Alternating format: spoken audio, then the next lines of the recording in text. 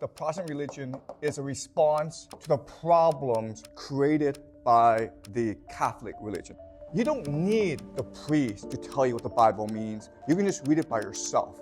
You're not allowed to question it. You're not allowed to interpret it. You must memorize it. The priests do engage in a lot of corruption. There's always been rebellion against the Catholic Church. First of all, what I will do is explain the three major differences between the Protestant religion and the Catholic religion. Let's look at Catholic first. In many ways, the Protestant religion is a response to the problems created by the Catholic religion. So there are three main characteristics about the Catholic religion. The first is the idea of orthodoxy, or dogma. There's a set of beliefs in the Catholic religion that you must memorize. You're not allowed to question it. You're not allowed to interpret it. You must memorize it. And what maintains the orthodoxy is the idea of hierarchy. Only priests and the ordained, those sanctioned by the Catholic Church, have access to the Bible. Only they can interpret the Bible properly. They are favored by God. The Pope is God's official representative on earth. So that's the idea of hierarchy. The last concept is the idea of justification by works. And the idea here is,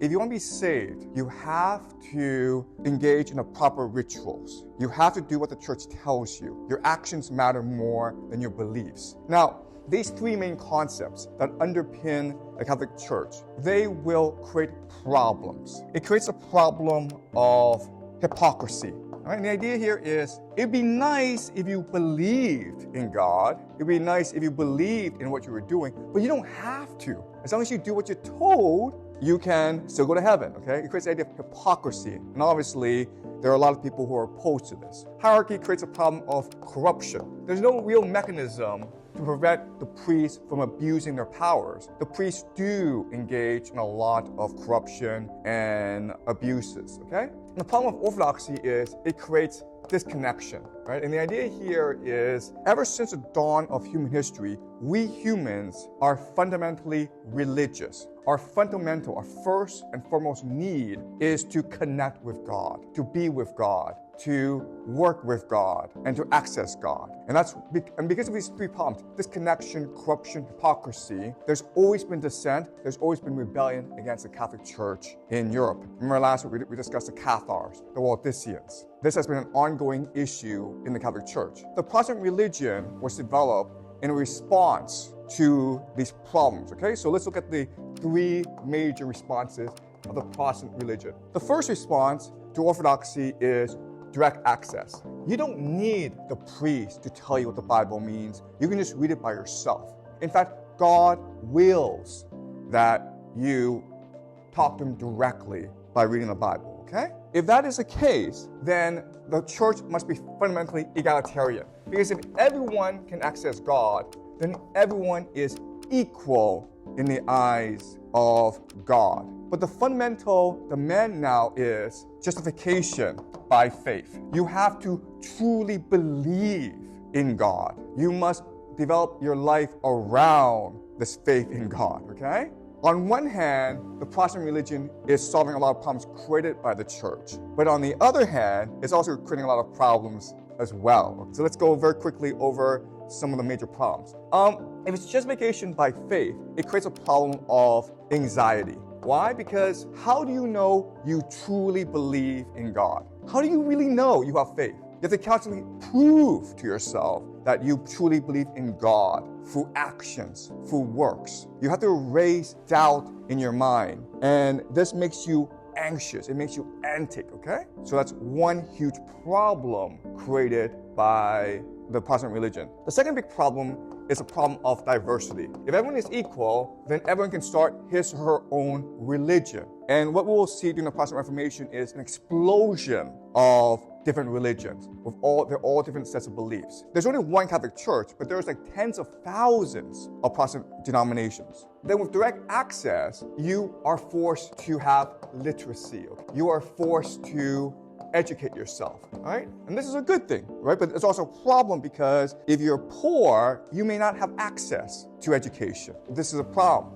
for a lot of people. And that's why in the beginning of the development of Protestantism, most of the adherents to this new religion are actually the aspirational middle class. The people of some means, there are people who want to aspire to more wealth. So this is the basic rundown of the differences between the Protestant religion and the Catholic religion. Now I'm going to go deeper, explain the problems that this new religion creates in the minds of the faithful. The problem that within the Christian religion is the idea of the Holy Trinity. The idea of the Holy Trinity is that Jesus, God, and the Holy Spirit, these are different forces that are independent of each other, but they are equal to each other, and they're part of the same thing. The way that our human minds are designed, it is impossible for us to understand this concept of the Holy Trinity. It's like saying like this pen, it is here and not here.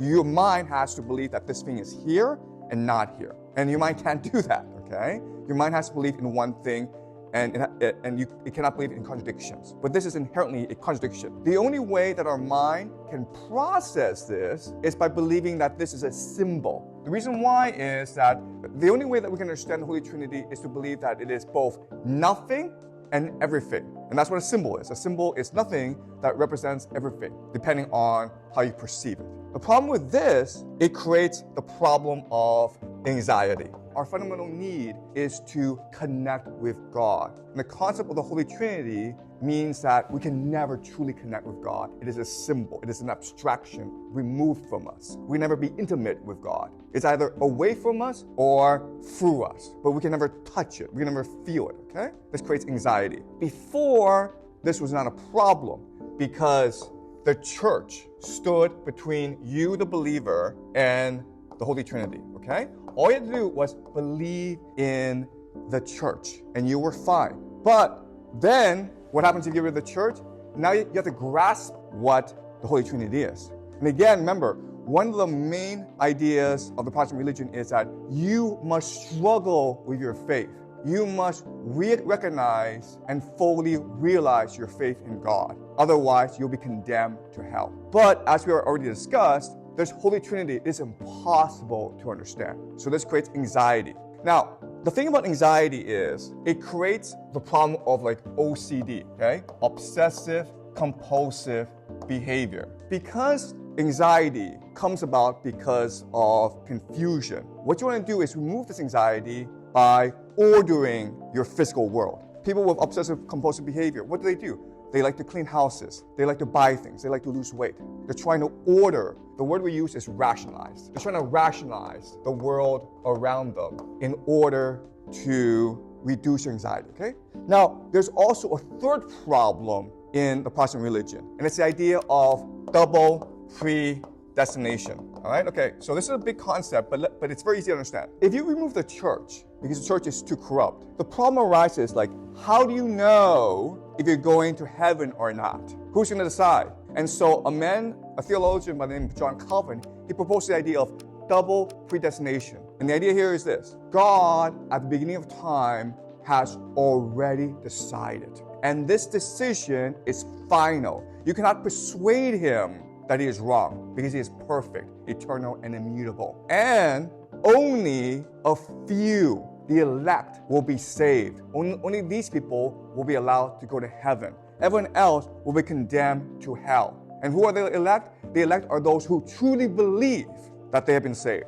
Only those who truly believe in God's mercy, in God's grace, will be saved, okay? If you think about it, this creates even more anxiety because how do you know if you're one that's saved? You have to work hard now to solve this problem. So let's summarize. Because of the Protestant religion, you have 3 new problems created. The first is the individual believer cannot understand the Holy Trinity, but they must. That's what the religion demands. That's the first problem. Second problem is the anxiety causes OCD, which makes them want to rationalize the world. It makes them want to order the world according to their faith. Okay, that's the second issue. The third issue is, which says that if you do not truly believe in God, if you do not actually figure out the grace of God, then you'll be condemned to eternal damnation. So these are the 3 major problems created by the Protestant religion. And so over time, okay, and this is a process that will take decades, centuries, they figure out a solution. And the solution is this: money. The solution is money. That's how you resolve these three paradoxes or three contradictions, three anxieties. First of all, let me explain what money is. In the world, we are all different. We have different perspectives. So each individual is unique. Each individual is different. Each individual sees the world differently. And this creates confusion. This creates problems, okay? If I ask you why you're in school, you might say, oh, I'm here to learn mathematics. I might ask someone else, like, oh, I want to go to America for college. Another person might be like, I want to learn, okay? Each person is different. But what happens is this: if I introduce the concept of money, what it does is it standardizes, systemizes, clarifies, and simplifies everyone's understanding into one concept, into a coherent whole. So let me use an experiment to show you like why this is true. So some experimenters, they gave everyone a wine test. They put 3 different bottles of wine in front of each person, asked each person to taste the wine, and then asked each person which wine is the best. And most people could not tell the difference. They were different. These are different bottles of wine, but they didn't know which one was better. Then what the experimenters did was they put price tags on each bottle of wine: $10, $20, $50. And then when the experimenters did this, everyone knew, oh, of course, the $50 bottle of wine is better, okay? So that's what money does. Money allows us to simplify the world in order to understand it. All our beliefs, all our values, our judgment now is placed into this one symbol, money. But then what happens is we then take this money and we reshape the world according to money. Okay, does that make sense? Now I ask you, why are you going to school? Everyone's like, to make money in the future. Everyone agrees on this. So that's what money is. Money is a system to standardize everyone's thought. And then once the standardization happens, it reshapes reality into a rational order. So let's go back. Now that we understand what money is, we can now explain how money reduces the paradoxes, right?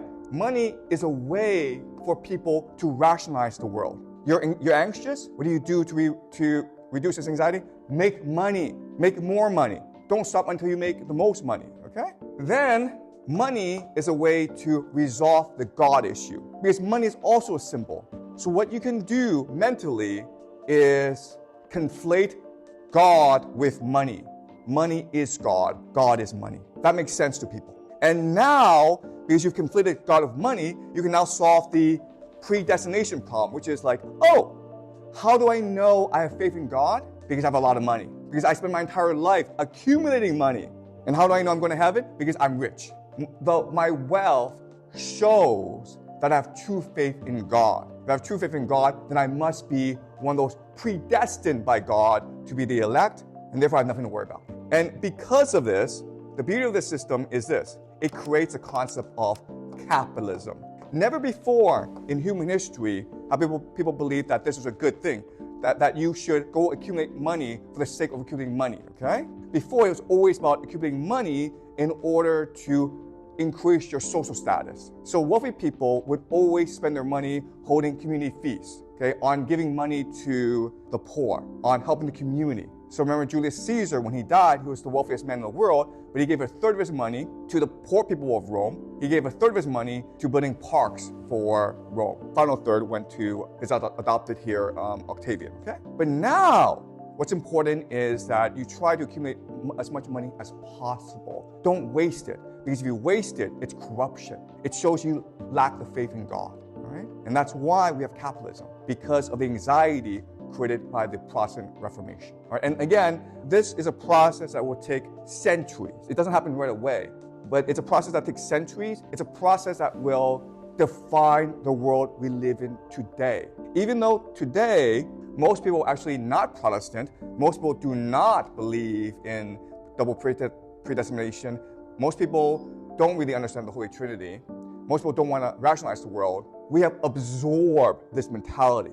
We believe that we should accumulate money for the sake of accumulating money. That's why we worship people like Jack Ma, Elon Musk, Jeff Bezos. Even though if you think about it, they've just accumulated a symbol, right? The money is actually nothing. But we worship them because we believe that money is reality itself. All right, that's what capitalism is. Capitalism is the belief that money is reality in itself.